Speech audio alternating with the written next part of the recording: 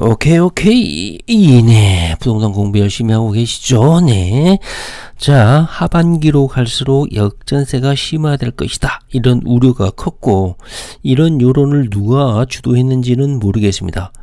뭐 임대사업자들이 했는지 집주인이 했는지는 모르겠지만 하반기로 갈수록 역전세가 심화될 것이다. 그런데 말이죠. 제가 이미 말씀드렸듯이 이 역전세는 지난 1년 6개월 전부터 계속해서 문제가 되어 왔기 때문에 특별히 2023년 하반기에 몰아서 역전세가 터진다. 이건 정말 멍청해도 이런 멍청이가 없습니다. 이미 역전세는 엄청나게 지금 혼란스러운 상태에 있고 저도 견디다 못해가지고 이미 한 채를 매도했다고 지난 영상에서 한번 말씀드린 적이 있죠.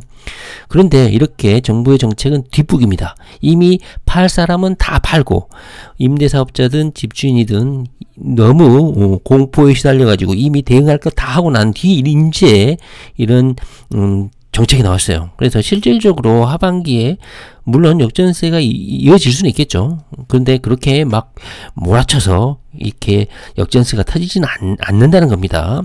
사람들이 바보가 아닌 이상 한 달 한시에 몰아서 전세 계약을 체결하지는 않잖아요. 자, 그런데 역전세 대책이라고 내는 게 딱 두 줄, 세 줄에 불과하기 때문에 굳이 살펴볼 필요가 있나 하는 생각이 들겠지만 현재 아직은 전세 계약 갱신이 돌아오지 않는 분들에게는 정부의 정책이 어느 정도 도움이 될 것이다. 이런 의미에서 간단히 한번 살펴보도록 하겠습니다. 자, 7월 4일날 정부 합동 관계부처가 다 모여가지고 2023년 하반기 경제정책 방향을 제시를 했습니다. 여기 보시면 몇십 페이지짜리고 부동산에 관련된 영역은 한 페이지도 안 됩니다. 현재 상황을 분석하고 어쩌고 저쩌고 한번 쭉 읽어보시고요. 제가 블로그에 올려놨으니까 한번 쭉 보시고 우리는 부동산 투기 어린이들이기 때문에 역전세 대책 부분만 한번 보도록 하겠습니다. 특히 GTX-C를 신규 사업으로 검토를 하고 있다. 그 다음 동부간선도로 지어하는 계속해서 추진하겠다. 이 부분이 수십 페이지짜리에서 눈이 좀 띄었습니다. 여기 보시면 간단하게 한 줄 되어 있지만 투자자들에게는 상당히 민감한 정보죠.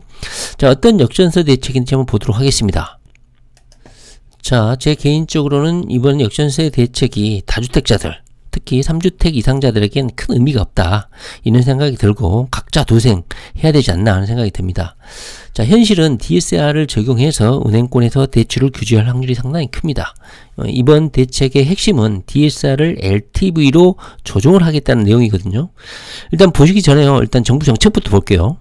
자, 정부 정책 23페이지를 보면 딱 이 한 줄입니다. 이 한 줄. 역전세, 전세 사기 등 임대차 시장 리스크 관리를 강화하겠다 하면서 대출 규제를 완화하겠다 하면서 한시적 1년 동안만 보증금, 전세 보증금 차익에 대한 반환 목적 대출의 규제를 완화하겠다. 1년 한시 특별법인 거예요.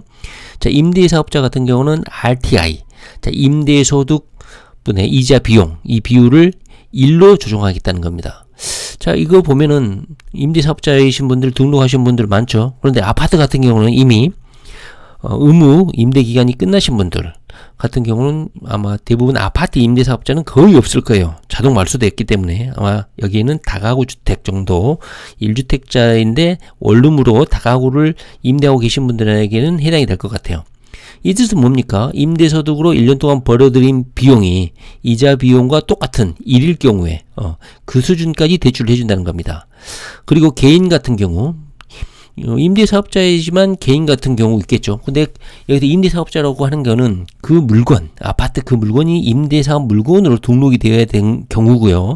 그렇지 않은 경우는 대부분 여기에 해당되겠죠. 여기에서는 DSR 40% 대신 DTI를 60%를 적용하겠다 이겁니다. 그리고 보다 세부적으로는 전세 보증금 반환 목적 대출 규제를 여기 보시면 보증금 반환 기일이 도래를 하고 역전세 상황에 처한 집주인을 대상으로 이 DTI를 60%로 완화 적용하겠다는 겁니다. 집주인의 경우는 개인 임대사업자, 주택 형태가 있고 아파트, 연립 다세대, 오피스텔을 다 포함한 주택 이용입니다. 그러니까 주택에 관련된 경우는 다 대출을 해주겠다는 거예요. 대출 금액 같은 경우는 보증금 차액 내 지원이 원칙이다. 그러니까 일부분은 집주인이 돌려줄 수 있는 금액이 있으면 그 부분은 빼고 나머지 금액만 대출하겠다는 거죠. 대부분은 근데 집주인들이 가진 돈이 하나도 없겠죠. 100% 없을 겁니다. 자, 후속 세입자를 구하지 못한 경우 특약을 전제로 대출 한도 내 전세 보증금을 대출해 주겠다. 후속 세입자를 구하지 못한 경우는 특약, 이 특약이 뭐냐? 특약 같은 경우는 후속 세입자를 구하게 될 경우에는 그 전세 보증금 받은 거를 먼저 대출금을 우선 상환하는 것을 조건으로 대출을 해주겠다는 거예요. 자, 이것이 약간 구멍인 경우가 해당이 될 것 같은데요. 자, 이것을 어떻게 임대사업자들, 집주인들이 활용할지는 이 대출이 이루어진 몇 달 후에 아마 알 수 있겠죠. 자, 대출 관리. 후속 세입자를 보호하고 그 전제 하에 대출하겠다. 전세금 반환 목적 외에는 사용을 금지한다. 집주인의 전세금 반환 목적 보증료 부담을 의무화하고 반환 대출 금액은 은행이 세입자 계좌로 직접 지급한다. 그러니까 집주인 계좌로 지급해서 집주인이 보증금을 내주는 게 아니라 은행에서 바로 다이렉트로 임차인한테 내주는 거기 때문에 중간에 뭐 빼돌리거나 이럴 가능성은 없겠죠. 의무보증, 임대사업자 의무보증 가입 요건을 개선하되 기존 등록 임대주택에 대하여는 충분한 유예기간을 부여하겠다. 임대사업자로 등록하신 분들한테만 해당이 되는 내용입니다. 자, 금융지원, 전세사기 피해자 특별지원 프로그램에 의해서 피해자들을 지원하겠다. 대환대출, 연체정보, 무이자 대출을 해주겠다. 이런 내용이고 이건 집주인하고는 상관없는 내용이죠. 자, 현재 임대사업자나 집주인 분들은 어떤 분위기냐면요. 정부를 상당히 성토하는 분위기입니다. 현재 뭐 임대사업자 카톡방이라든가 카페에서는 그냥 정부 현재 윤석열 정부로 바뀌면 좀 임대사업자들에 대해서 좀 더 친화적인 정책이 나오지 않을까 그렇게 많이 기대를 했는데 상당히 좀 실망스러운 부분들이 많죠. 물론 아파트 한 채 정도 임대를 주거나 이러신 분들은 크게 해당이 없습니다. 그러나 다주택자들 같은 경우는 이번에 뭐 DSR을 LTV로 바꿔줬다. 이 정도 가지고는 전혀 CR도 안 먹히는 도움되는 정책이 아니죠. 자, 제가 보면은 제 생각에는 은행권에서 다주택자들을 대할 때 이렇게 LTV로 정책을 바꿨지만 아마도 여러 주택을 대출을 하고 있으면 대출 안 해줄 겁니다. 대출 안 해주고 이미 주택담보대출이 있는 임대인 같은 경우는 추가 대출이 불가능할 가능성이 상당히 크다. 예전에도 마찬가지였지만 전세보증금 반환 대출을 하더라도 집주인이 일부 상당 금액을 임차인한테 내주는 조건으로 아마 대출을 일부분만 해줬다는 거죠. 100% 안 해준다는 거죠. 경험상 전세금 반환 대출을 본인 명의로 안 할 경우에 제 경험을 말씀드리면 대출자 명의를 가족 명의로 해주더라고요. 예를 들면 배우자라든가 또는 뭐 장인, 장모, 부친 이렇게 가족 관계의 명의로 전세 반환 보증금 대출을 해주더라고요. 그러니까 집주인은 안 돼. 4명인데 대출은 전세 반환 보증금 대출임에도 불구하고 가족 명의로 대출한다는 거야. 그게 참 신기했습니다. 물론 주민등록등본상에 같이 등재가 되어 있어야지만이 대출을 해주겠죠. 자, 이번 대책이 역전세난의 1주택, 2주택자에게는 실질적으로 도움이 될 거라고 저는 생각을 합니다. 왜냐면 대부분 한 채, 두 채 정도 세를 주고 있기 때문이죠. 뭐 다주택자들 같이 뭐 5채, 6채, 7채 하시는 분들은 여기에 전혀 해당이 안 될 겁니다. 왜냐면 그것은 DSR이나 LTV 정의에서 그 한계가 이미 특징 지어지는 것이죠. 자, 여기 보면 다주택자 같은 경우는 이미 개입투자로 이빠이 대출을 땡기거나 또는 여러 대출로 역전세를 한두 건이 아니라 여러 개를 받고 있기 때문에 이 LTV를 적용해 준다고 해서 크게 도움은 안 될 것이다. 왜냐하면 자신의 소득 수준을 넘어섰기 때문이죠. 따라서 이미 감각 있는 투기 어른, 다주택자들 같은 경우 뭐 3채, 4채, 5채 이렇게 여러 주택을 임대하고 계신 분들은 이미 작년 하반기부터 매각을 하거나 다른 뭐 여골세라든가 이런 걸 통해서 극약 처방을 했지 않을까 하는 생각이 들고 저도 이 정부 대책이 나올 거다. 그런데 무작정 기다릴 수만은 없고 계속 사태가 악화될까봐 결국 매도하는 수밖에 없었잖아요. 그래서 먼저 매도하신 분들이 피해를 보지 않았나 하는 생각이 듭니다. 뭐 DSR, LTV, DTI 뭐 이거는 DTI가 LTV가 아니고 DTI죠. DTI. 앞에 LTV라고 했던 것은 다 DTI로 수정을 하겠습니다. 그 비율을 정부 정책 발표를 보면요. 이 DSR 40% 규제 대신에 총 부채 상환 비율 DTI를 60%로 완화하는 겁니다.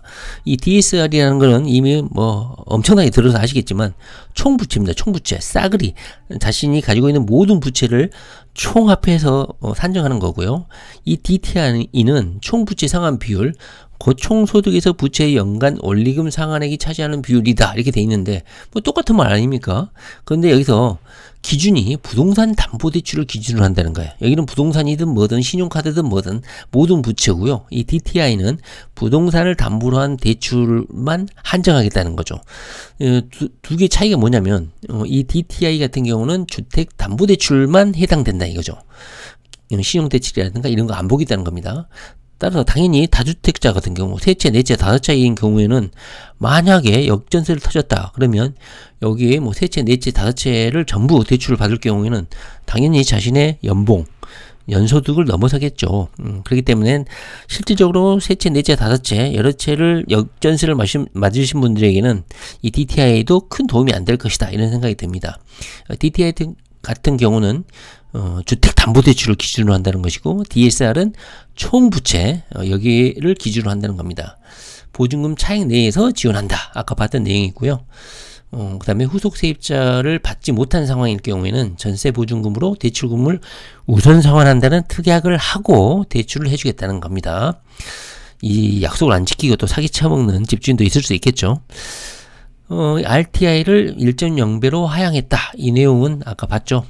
자기가 내는 이자하고 월세를 받는 거하고 다 같은 그냥 쌤쌤인 경우에 그 수준까지 대출을 해주겠다는 겁니다. 그런데 이 기준이 각 그 주택당이에요. 주택당.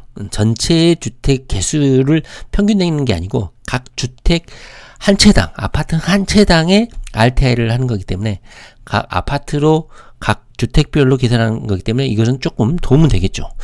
자, 오늘은요 정부에서 내놓은 역전세 대책을 DSR에서 DTI로 40%인 거를 주택담보 비율만 원리금 상환 비율만 보겠다. 이 부분이 핵심적인 내용이었다. 그게 전 내용이었습니다. 뭐 주택을 뭐 4채, 5채, 여러 채 하신 분들에게는 실질적으로 큰 영향은 없을 것이다. 도움은 안 될 것이다. 결국은 매각밖에 없을 것이다. 아마 이런 좌절감을 경험을 하셨을 거예요. 네, 부동산 공부 열심히 하시기 바랍니다. 네, 감사합니다.